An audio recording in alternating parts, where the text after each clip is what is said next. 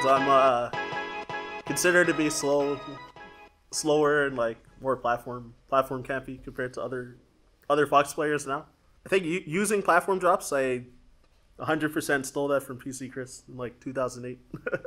I watched a lot of his matches, and I watched him in person when I first traveled to the US at Pound 3. So then, that's when I saw that he was using it a lot. From that point, I was like, oh, that's something I don't use, so I'm gonna try to implement that in my game. I used to watch Korean DJ a lot as well. I think about like 2006 till whenever he stopped playing, like 09 or so. Yeah, it's cool that they're all getting to know each other more, because there's so many big tournaments and more people are traveling out to them. Some of the old players from like BC were a little more connected to like the players over like where I live, but there were very few, and like most of them don't really play much anymore. But now it's like the new generation's like taking over, and they're doing work. Possibly having like a good crew for crew battle, like the crew battle tournaments could be nice. If you can have like a big enough event where like all the Canadians can reach to it, possibly nice. All right, Raynix, still my number one. The reason for him is that he is so good at opening up some of the best players in the world. Like even against like the gods, he's like finds ways to land hits or start combos.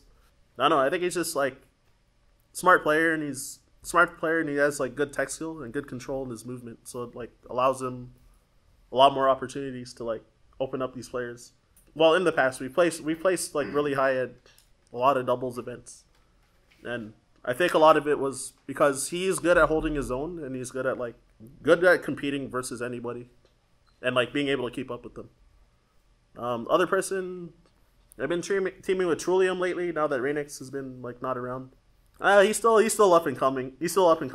Like he's on that grind. But I think Fox Falco as a team is really good, and he because of the way he plays, he's like careful enough that he doesn't just get like cheesed all the time by opponents. Because like I find it really difficult to have to carry like a spacey player, but he doesn't make me have to do that.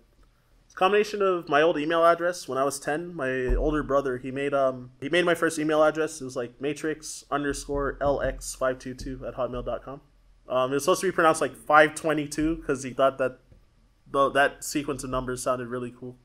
Like the whole email address. He was like 13 years old at the time. I used the tag Unknown when I was playing Counter-Strike as a kid from like 1.3 to 1.6. And then I needed a tag when I was entering a Smash tournament. So the very first one I entered as Matrix because I used to use MTRX as like the 4-letter tag. Then I made a Smashboards account like a week after I entered my first tournament. And then I think it was like July 2005. I was like, okay, I'll combine the numbers from my email. So it's like Unknown522. It's like how it's supposed to be pronounced. So I combined the numbers with like the Counter-Strike name. When I would tell people I play competitive Melee, guys, especially girls, that when they ask to look me up or what's my tag that I use, I'm like, it sounds childish saying Unknown522. So I'm like, all right, I'm just gonna use my name because it sounds better.